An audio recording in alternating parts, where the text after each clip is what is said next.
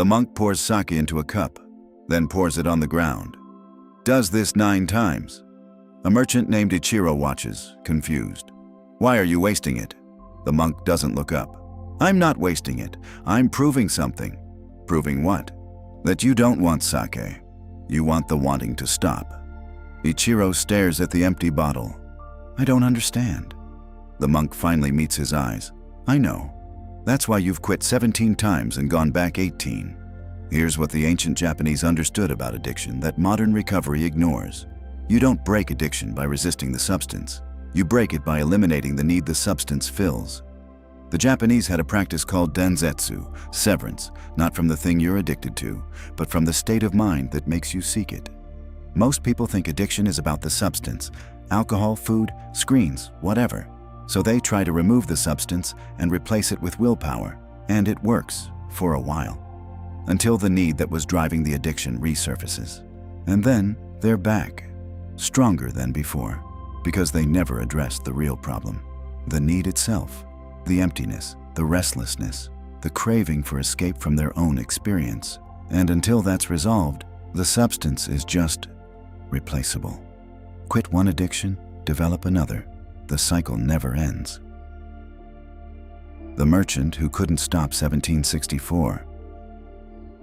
Ichiro is a successful merchant in Osaka, prosperous, respected, disciplined.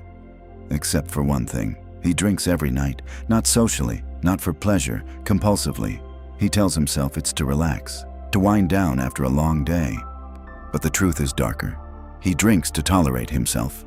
The pattern is always the same. Evening comes, the work is done, and there's nothing.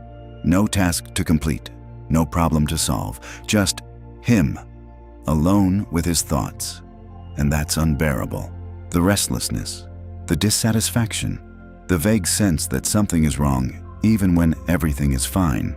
So he drinks, and the discomfort dissolves. Not completely, but enough.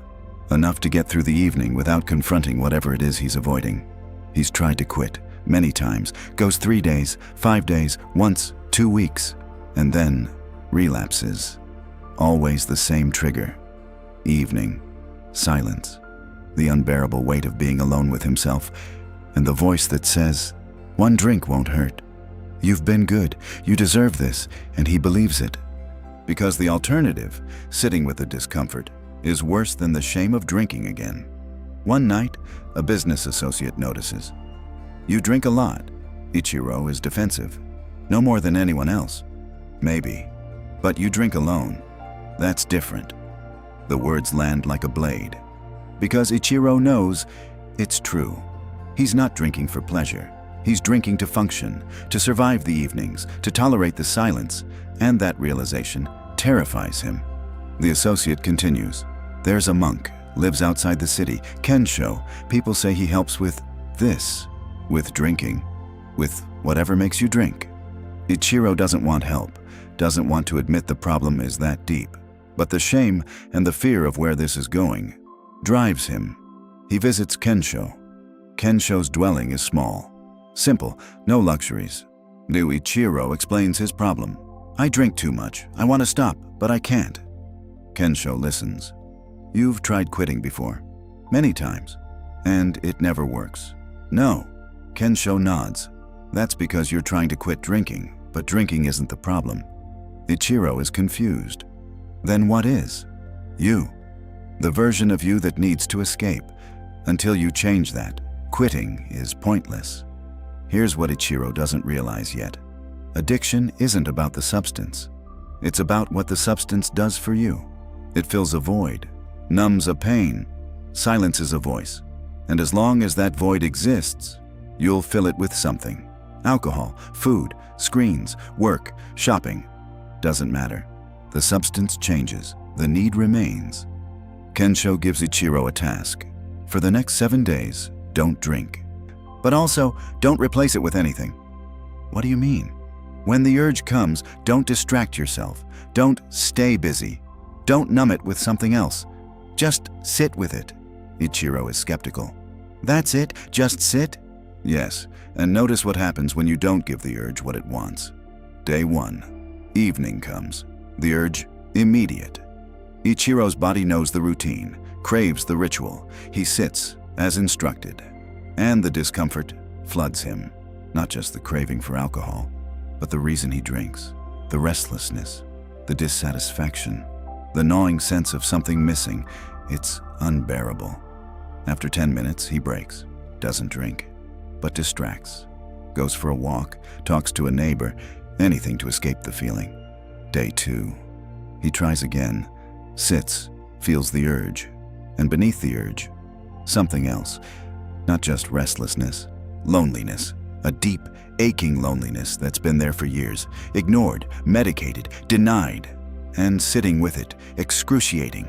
He lasts 12 minutes before he has to move. Day 4. Ichiro returns to Kensho. I can't do this. The feeling is too strong. I need something. Kensho nods. Good. Now you're seeing the real problem. What problem? You've spent years avoiding a feeling, and now that feeling has grown massive because you never let it be. So what do? Stop running. Let it be there, fully. It'll destroy me. No, it'll pass, but only if you stop feeding it by running. But here's the trap Ichiro is about to fall into. The one that keeps most people stuck forever. The substitution trap, day 8. Ichiro hasn't drunk in a week. He's proud of this, and he's found a solution. When the urge comes, he works, and late into the night, organizing, planning, staying busy. And it works. The urge fades. He tells Kensho this. I found a way. When I want to drink, I work instead. Kensho is quiet for a moment. Show me your hands. Ichiro extends them. They're covered in ink stains, calloused from writing, trembling slightly. Kensho asks, how many hours did you work last night? I don't know, 5, 6. And the night before? About the same. And you think this is better than drinking? Ichiro is defensive. At least I'm being productive. No, you're avoiding the same thing. You've just changed the method. But work is good. Drinking isn't. Work is neutral. But using it to escape, that's the same pattern. Kensho continues. Addiction isn't about what you do. It's about why you do it. If you're working to avoid feeling, you haven't quit the addiction. You've just renamed it. Here's the trap. Most people who quit an addiction just transfer it. Quit drinking, become obsessed with fitness. Quit sugar, become addicted to work. Quit screens, become compulsive about something else. And they call this recovery. But it's not. It's substitution. The need to escape is still there. The inability to sit with discomfort is still there. They've just found a more socially acceptable way to run. Kensho explains, true danzetsu, severance, isn't replacing one escape with another. It's severing the need to escape at all. And you can't do that by staying busy. You do it by stopping. Stopping what? Everything, all the ways you run from yourself. Ichiro feels something cold move through him. You mean just sit? With nothing? Forever? Not forever. Just long enough to realize the discomfort you're running from isn't actually dangerous. Kensho gives Ichiro a new practice. Every evening, 1 hour, you sit in silence. No work, no distraction, no doing. Just being with whatever arises. Ichiro's mind revolts at the idea. That's impossible. I can't just sit for an hour doing nothing. You can. You just don't want to. Because you're afraid of what you'll feel if you stop running. Day 9. Ichiro tries, sits in his room, candle burning. Nothing else. The first 5 minutes are agony. His mind screams, this is pointless. I should be working. I'm wasting time. I need to. But there's nothing to do. Just sit. And beneath the mental noise, something else. A feeling, vague, uncomfortable, not pain, not fear, just emptiness. It's not the good kind of emptiness, not peace. It's the kind that feels like something's missing, like there's a hole inside him that should be filled with something. And that hole is terrifying because it's been there his whole life. And he spent his whole life filling it, with achievement, with work, with alcohol, anything to avoid feeling it. But now he's just sitting with it, not filling it, not fixing it, just letting it be there. And it's unbearable. After 20 minutes, Ichiro stands, paces, breathes, tries to calm the panic rising in his chest. I can't do this. This is too much. But Kensho's words echo. The discomfort isn't dangerous. Ichiro sits again, and the emptiness remains. But something shifts. It's not growing. It's just there, constant, uncomfortable, but stable. Day 12. Ichiro sits for 40 minutes before the panic sets in. Day 15.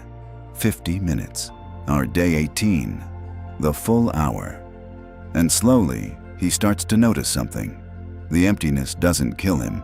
It's uncomfortable, it's persistent, but it's just a feeling, not a threat, not a crisis, just sensation. And in that recognition, something breaks.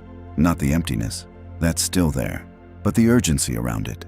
The feeling that it must be filled, must be fixed, must be avoided. That urgency dissolves, and what's left is just space. Uncomfortable space, but space. Day 21. Ichiro hasn't drunk in 3 weeks, hasn't worked compulsively either, just sits every evening, 1 hour, with the emptiness, the restlessness, the discomfort, and something unexpected happens. The urge to drink weakens, not because he's resisting it, but because the need it was filling is fading. He tells Kensho this. The craving is less, not gone, but quieter. Kensho nods. That's because you're not feeding it anymore. Feeding it how? By running. Every time you ran from the discomfort, you reinforced the belief that it's unbearable. And that belief created the need for escape. But now you're sitting with it, proving to yourself it's bearable. And when you know it's bearable, the urgency to escape disappears. Here's the principle. Addiction is sustained by avoidance. Every time you run from discomfort, you teach your nervous system, this feeling is dangerous, I need to escape. And that teaching strengthens the addiction. But when you stop running, when you sit with the discomfort and survive, you teach a different lesson. This feeling is uncomfortable, but I can handle it. And that teaching breaks the addiction, not by removing the craving, but by removing the belief that the craving must be obeyed. But here's what Ichiro doesn't know yet. There's a deeper layer, one that determines whether this change is temporary or permanent. The root. Day 30. Ichiro hasn't drunk in a month, the longest he's ever gone. And he's different, calmer, more present, less driven by invisible urgency. But one night something happens. A business deal falls through, a major one. Money lost, reputation damaged, and the urge returns, not gentle, overwhelming. Ichiro sits with it as he's practiced, but this time it's different.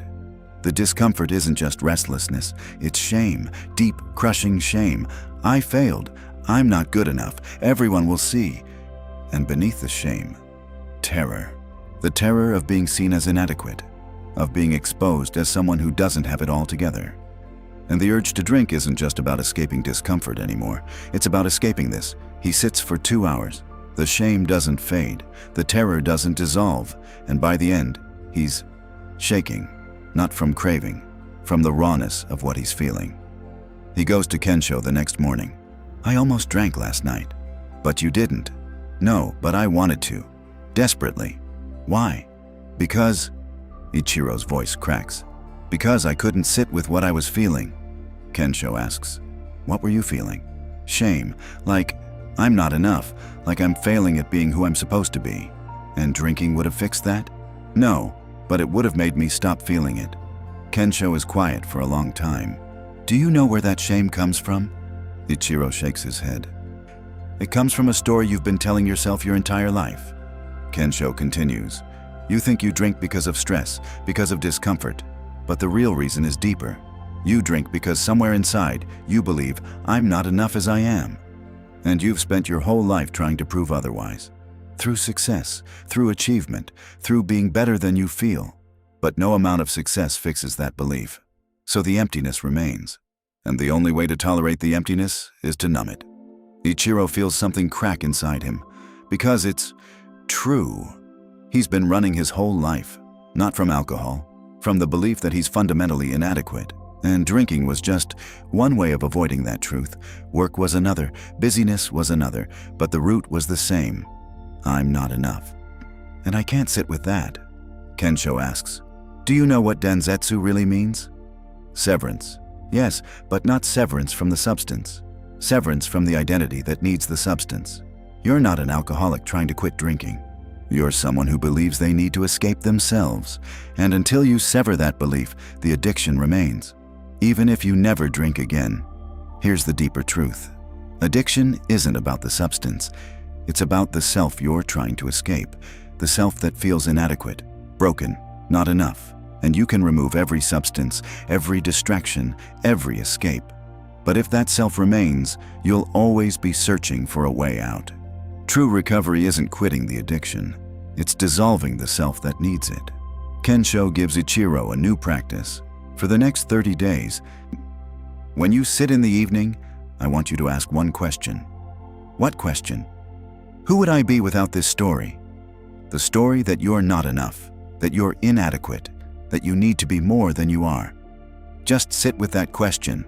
Don't try to answer it. Just hold it. Day 31. Ichiro sits, asks the question, who would I be without this story? His mind resists. But the story is true. I'm not successful enough, not disciplined enough, not... He notices the resistance, asks again, who would I be without this story?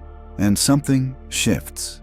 A tiny space opens, a space where the story isn't true, where he's just here, not succeeding, not failing, just existing. Day 35. The space gets bigger. He sits, asks the question, and the story loosens, not gone, but optional, like a coat he can take off. And beneath the coat, nothing, no identity, no story, no need to be anything, just awareness, present, quiet, enough. Day 40. Ichiro sits. The shame arises. I'm not enough. And instead of believing it or fighting it, he just sees it. That's a thought, not a truth. And the thought passes, leaving behind space. And in that space, there's no need to drink, no need to work compulsively, no need to prove anything, just this, breath, stillness, presence.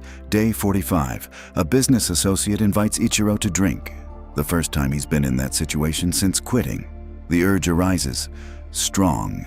But beneath it, Ichiro sees. This isn't about wanting alcohol. This is about the story that I needed to relax, to connect, to be enough in this social situation. And that story isn't true. He declines, politely, and the urge fades, not suppressed, just seen through. Kensho asks him later, how did it feel? Strange, the urge was there, but it didn't control me. Why not? Because I saw it for what it was. Not a need, just a habit of thought. Kensho nods. Now you understand Danzetsu. You didn't quit drinking, you severed the identity that needed to drink. And without that identity, there's nothing to quit. But here's the final teaching, the one that makes this permanent. The return. Day 60. Ichiro is at a celebration. Business has recovered. The deal that fell through was replaced with something better.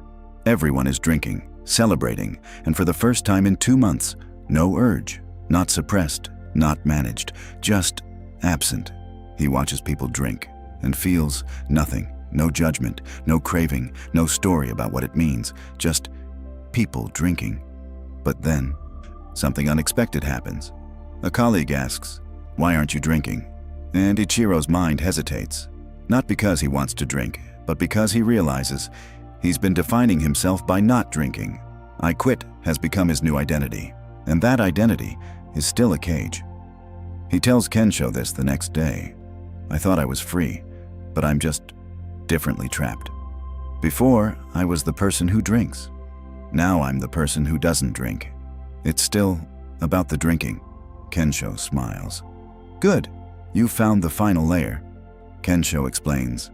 Most people who quit an addiction just flip the identity. Drinker becomes non-drinker. Smoker becomes non-smoker. But they're still defined by the thing they quit. Still thinking about it, still avoiding it. Still building their sense of self around not doing it. That's not freedom. That's just another form of attachment. Here's the trap. You can be as addicted to not doing something as you were to doing it. Not drinking becomes your identity, your source of pride, your story. And now you're attached to that story, which means you're still not free. You've just traded one prison for another. Kensho continues. True danzetsu is when the thing you were addicted to becomes irrelevant. Not forbidden, not avoided, not significant. Just one option among many that you're not interested in. Like, he gestures to a tree. You don't avoid climbing that tree. Yes, you just don't. Because it's not relevant to your life. Drinking should be the same. Ichiro asks, so how do I get there? You stop making it significant. Stop telling the story of how you quit. Stop identifying as someone who doesn't drink. Just be. And let drinking be something you're not interested in. Not because it's wrong, not because you're recovering, but because it doesn't serve the life you're living. Day 65. Someone asks Ichiro again, why aren't you drinking? This time, his answer is different. I'm just not interested. Not, I quit. Not, I'm in recovery. Not, I have a problem with it. Just, I'm not interested. And it's true. Not a performance, not a story. Just fact. The colleague presses, but you used to drink all the time. Ichiro shrugs. I used to do a lot of things I don't do anymore. And he realizes, drinking isn't special. It's not this big thing he overcame. It's just something he used to do and doesn't anymore. Like a route he used to walk, a food he used to eat. Unremarkable. Day 70. Ichiro sits in the evening, but this time, not as practice, just because. The hour passes, no struggle, no effort, just sitting. And he realizes the addiction is gone. Not because he's resisting it, but because the need it filled no longer exists. The emptiness is still there, but it's not unbearable anymore. The shame still arises, but it's not true anymore. The restlessness still comes, but it's not dangerous anymore. And without those beliefs, there's no need to escape. Kensho visits him. How do you feel? Free. From drinking? No, from needing. From the constant sense that something's missing. It's still there sometimes, the emptiness, but it doesn't drive me anymore. I can just be with it. Kensho nods. That's danzetsu, not freedom from the addiction. Freedom from the self that needed it. And once that self is gone, the addiction has nothing to attach to. It's like, Kensho pauses, trying to trap smoke. There's nothing there to hold. The modern mirror. Here's how this connects to you. Right now, you're avoiding something. Maybe it's not alcohol. Maybe it's screens, food, work, shopping, scrolling. And you think the problem is the thing, so you try to quit, resist, replace. And it works. For a while. Until the need resurfaces. And you're back. Because the thing you're addicted to isn't the problem. It's the solution to a problem you haven't solved. And that problem is, you can't sit with yourself, with the discomfort, the emptiness, the restlessness, with the feeling that something's wrong even when nothing is. So you reach for something, anything, to make it stop. Here's the practice. Tomorrow evening, sit for 20 minutes. No phone, no distraction, no doing, just sitting. And when the urge comes, the urge to reach for your addiction, don't fight it, don't obey it, just notice it. Feel where it lives in your body. Notice the story it's telling. I need this, I deserve this, just this once. And instead of believing the story, ask, what am I actually trying to escape right now? Don't answer intellectually. Just feel. What discomfort is beneath the urge? Boredom, loneliness, shame, restlessness? Sit with it, not to fix it, not to understand it, just let it be there. For 20 minutes. It will be uncomfortable. Your mind will scream that this is pointless. Your body will itch to move, to do, to escape. But stay. And at the end of 20 minutes, notice you survived. The discomfort didn't kill you, and the urge weakened.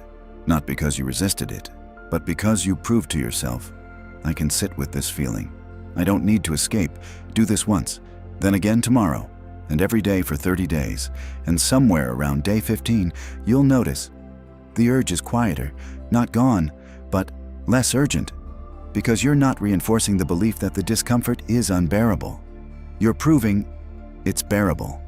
And when you know it's bearable, the need to escape dissolves. This won't be easy, this won't be fast, but it will be real. Not another temporary fix, not another substitution, just freedom. From the addiction, from the need itself, from the self that couldn't sit still. 5 years later, someone asks Ichiro, "I heard you used to have a drinking problem. How did you quit?" Ichiro pauses. "I didn't quit drinking." "But you don't drink anymore." "No, but I didn't quit. I just stopped needing it." "What's the difference?" "Quitting means you're still fighting it, still thinking about it." "I'm not fighting anything. I'm just not interested." The person doesn't understand. "So you're not tempted?" "Sometimes the thought comes, and I notice it, and it passes. Like any other thought. It doesn't mean anything anymore." "How did you get there?" Ichiro is quiet for a moment. "I stopped running from myself. And once I could sit with myself, with all the discomfort, all the emptiness, I didn't need to escape anymore. And without the need to escape, there's nothing to be addicted to. You're reading this right now, and the urge is there. The urge to check your phone, to scroll, to reach for something. Notice it. Don't obey it. Don't fight it. Just sit with it for 5 more seconds and see what happens. That's the practice. Not someday, now. If this landed, write one word below. The thing you reach for when you can't sit with yourself.